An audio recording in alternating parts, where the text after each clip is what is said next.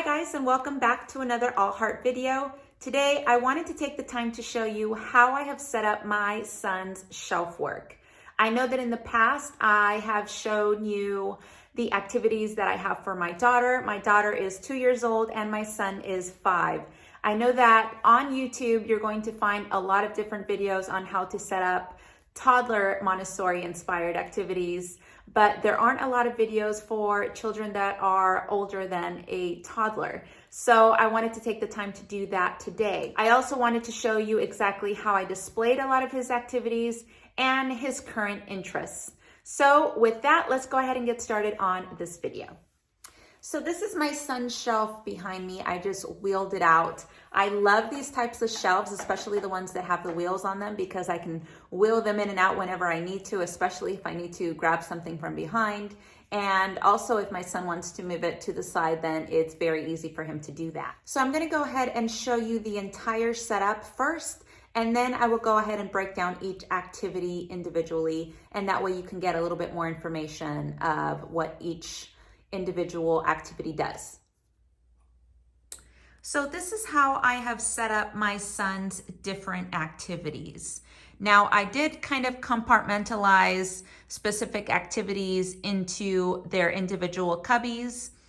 I know that for the top shelf, I did run out of space, or else I would have included this one up there, but it's at least sectioned off in its own individual space. So if he wants to just use it as a practical life activity, he can. If he wants to use it in conjunction with all of the anatomy displayed at the top, then he can do that as well. But as you can see, I do have a lot of different language activities, and I also have a lot of other activities where he has to use like gross motor skills and hand and eye coordination. But let me go ahead and dissect all of these little activities for you, and that way you can get a little bit more information about them. So as you can see on the top shelf, I have everything that has to do with the human anatomy, and that is just something that he is incredibly interested in. So I thought that I would have a few different activities in order to kind of foster that learning drive that he has right now. I do like to ask my son what he wants to learn or what sort of things are interesting him at the time. And then I will take the time to get the materials, prepare them, and set them up on his shelf in order for him to be able to work on these different activities that he is interested in. I just felt that that is the way that works best for us. And that also gives him an opportunity to let me know the types of things that he wants to work on. Now, the top shelf is one that I do switch out. So sometimes it will be activities on geography, and I will include, different materials for that, or it'll be things for like history. It'll be, math activities. So whatever he is working on at the time, I will go ahead and switch those out accordingly. Now, as you can see on our top shelf, we do have our brain puzzle here. And this was a puzzle that I picked up on Etsy. I will make sure to leave all of the links down below in case these are things that you are interested in including in your shelf setup for your little ones. But this is just a beautiful puzzle, and it's just such a fun way for them to be able to learn the different parts of the brain. So it's very good for language development. It's very good for hand and eye coordination. Puzzles always are. And it is just made really, really well. And it's made out of felt. So again, it has that sensory element to it as well. Now, as we keep moving down, we do see that we have the larger felt anatomy puzzle display that I picked up for him, again, also from a very beautiful Etsy store. Now, it did take a little while for it to come to us, so just kind of keep that in mind. But I have all of the pieces set up inside of that little basket, so all of the pieces are there for him, and it will have the names of the bones and also the names of all of the internal organs. So he is able to bring down the entire puzzle, he'll lay it down on the floor, and then he will go on and label each individual part. This is one of his favorite things right now. He's just so incredibly interested in anything that has to do with the human anatomy. And I just think this was the perfect thing to get him for Christmas in order to really kind of incite and engage all of those senses. So as we move further along, you see that we do have a few puzzles. Now, the first puzzle is a little bit easier, and it is one that my daughter likes to play with as well, because she is learning all of the parts of the human body, such as like your nose, your face, your hands, your feet, your stomach. But those are a lot easier for her to be able to identify. And then I have a puzzle that is a little bit more difficult, and it is more for my son, and that has all of the internal organs. Now you will also see, and I've shown you this before, that he does have the smaller resin pieces, and he has all of the individual little cards so that he's able to match the little objects with the cards. So it's a perfect matching activity. It's a perfect activity to learn all of these different words. It really does help with their language development. And it is, again, just a fun way for him to be able to learn all of these pieces and hold all of these pieces in his hand. So along the top of his anatomy shelf, I also do have a few printouts for him. And it's just a few activities that he is able to do on his own. A lot of them just further identify all of the human organs, and he is also able to learn what each of those organs do and how they function. And along with building that language and that vocabulary, he's able to identify all of the different words and also the letter that each of these different parts begins with. So again, a good introduction to language and phonetics. So just a few fun activities that he's able to do that relates to all of the shelf work that is at the very top. So on this second shelf right here, I have all of my son's grammar symbols. And this is something that is introduced as early as preschool. And my son has been working on it for a little while because he is able to read, and he's been reading since he was 4. I wanted to introduce it to him just after he started learning how to read. So this is something that we are still working on. It is something that we still pull out, and it'll be perfect for my daughter when she is a little bit older. But all of the grammar symbols are in this box right here. And each of the little symbols represents a different part of speech. So for example, the little black triangle is a noun. The little red circle is a verb. Then we also have the smaller circle, which is an adverb. So that's why these two look very, very similar. And then we also have like the adverb and the article on there as well. So it's a really fun way for my son to be able to learn the different parts of grammar. So along with that, I have some of his grammar sheets. So we will go ahead and dissect each of the sentences. And the sentences go from being very simple, perhaps just 2 phrases, just a noun and a verb, to a little bit more complex phrases. But he is able to dissect each of the parts separately so that he's able to identify the different parts of speech. Now, if you guys want a more in-depth video on how we use the grammar boxes, then please make sure to leave that suggestion down below, and I will do my best to have that video out for you as soon as I can. So let's go ahead and move on. We also do have a little basket with all of the definitions of all of the parts. So all of the different parts of speech are identified on the little flashcards. I am showing you an example of the sentences that I have typed out for my son in order for him to be able to work on these individually. And then this one is a lot of fun as well, and it has to do with Impressionist painters. So there are a lot of different painters that are identified in these pictures. So again, he gets a bit of a history lesson and an art lesson in there as well.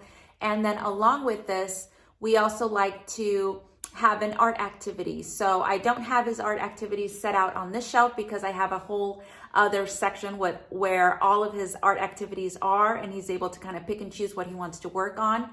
and what materials he wants to use. But along with his grammar education, he is able to paint out different nouns and verbs, and he's able to tell a story that way. So that's how we would utilize art in conjunction with a lot of his grammar activities. Now, further along on the shelf, you will see that I have some of his writing activities. Now, my son, again, as I mentioned, he does know how to read, he does know how to write and identify all of his letters, but he wanted to learn how to write what he calls fancy writing. So we wanted him to learn cursive writing. I know that a lot of schools don't really teach cursive anymore, and it's kind of sad because it's such a beautiful way to be able to write. So it is something that I want my son and my daughter to be able to learn. So I picked up this book on Amazon. I'll go ahead and leave the link down below. But with that, we are using his little sandbox in order for him to be able to write all of these letters out individually. And it is just, more practice, more hand and eye coordination, more gross motor skills, really going to help him kind of perfect that movement, that continuous movement of identifying all of these letters and being able to write out all of these letters. Now, I do have the cursive sandpaper letters as well. And I have that on a separate shelf. I didn't put it on here because he likes working with the sand right now. So that's the one that I have out on his shelf currently. But he does have the cursive sandpaper letters available to him, and he kind of switches on and off. So moving on from there, on the bottom of the shelf, you'll see that I have this little setup with the little dentures here. So with this could be a practical life activity, and I do usually keep this on the practical life shelf. But because this is kind of related to what he's working on up here, I wanted to include that on his shelf particularly. So you'll see that it has all of the little flashcards, and he's able to identify every single tooth that is present on this little porcelain dentures set. And there is also a little toothbrush included so that he's able to learn how to properly brush all of the teeth in, out, sides, circular motions, up towards the gums. So this is something that my daughter actually likes to pull out as well, because she is, she's still young, but she is learning how to brush her teeth properly. But this is a fun little activity, and like I said, it correlates very nicely with the anatomy up on top. Now, the last area that I have set up for my son is a customized box of different locks. And I know that I showed you this in a previous video. Because it is on my son's shelf, I obviously needed to include it once more. There are a lot of different lock sets available, and there are a couple on Amazon as well. But the reason why I didn't go with something like that is because the locks all did the same thing, and it was just placing the key inside the lock, turning it, and then the lock opened. So it was just like 5 or 6 different locks that did the same thing. So I felt like that was not going to be very challenging at all. So I wanted to create a custom box for my son. So I just picked up different types of locks that would work different ways. Some have numbers, some have word puzzles, others you would have to learn how to turn to the right, to the left, to the right, and kind of coordinate it that way in order for him to open the lock. Some locks open differently, where the key is kept inside when the lock is open, and then the only way to remove the key is to turn the lock all the way over and close it again. And there are other ones that the latch of the particular lock is a little bit different and is a little bit trickier. So again, I just wanted to provide ways of him being able to utilize all of these different locks, and I wanted it to be a lot more challenging for him. So this is an activity that he absolutely loves, and he will spend so much time just going through lock to lock and figuring out how to open it. And I remember when I first presented this activity to him, he was not going to stop until he learned to open up each and every lock on his own. So again, a very fun, challenging activity, and it will present a lot of engagement for your little ones. And the last thing that I have set up on his shelf, along with his different locks, are activity for gross motor skills, hand-eye coordination. Again, learning how to do that twisting movement with his wrist and with his hand and fingers. It's going to provide a lot of strength for his fingers as well. And there are different types of screws that he is working with, as well as different types of tools. So again, just another activity for him to be able to work on his gross motor skills, hand-eye coordination, and so on and so forth. But those are the activities that I have on his shelf. Now, along with this, I also have the puzzle on the side here, and I showed you this earlier on. I believe it was like a video or two back. And this again works in conjunction with all of the human anatomy activities that he has on the top of his shelf. But this one is magnetic, so it is a lot of fun for him to work on this up on our magnetic blackboard. And it's got all of the different bones, and he's able to identify each and every one. Now, for the anatomy felt puzzle that we have up here, he is able to identify the majority of the bones, but the smaller bones, like the bones of the fingers and the bones of the feet, those are not identified on the little felt cards. So it's nice that he's able to identify all of them with the puzzle as well. And that is it, you guys. I hope that you enjoyed this video. I hope that it was informative for you. If you guys have any further questions, make sure to leave them down in the comments below. If you enjoyed this video, don't forget to hit that like button. Don't forget to subscribe to our channel, and make sure that you ring that little notification bell so that you are notified of when I post our next Montessori videos. I do post video 2 or 3 times a week, and every week it is at least 1 or 2 Montessori videos. So make sure that you don't forget to ring that notification bell. So I just wanted to give you a few examples of the items that are on his shelf particularly, especially because, like I said, I don't see a lot of Montessori inspired activities for older kids, so I wanted to make sure to include that today. And hopefully it will help in giving you a few activities, especially if you have kids around the same age as mine. So again, thank you guys so much for watching. I will go ahead and see you guys next week. Bye.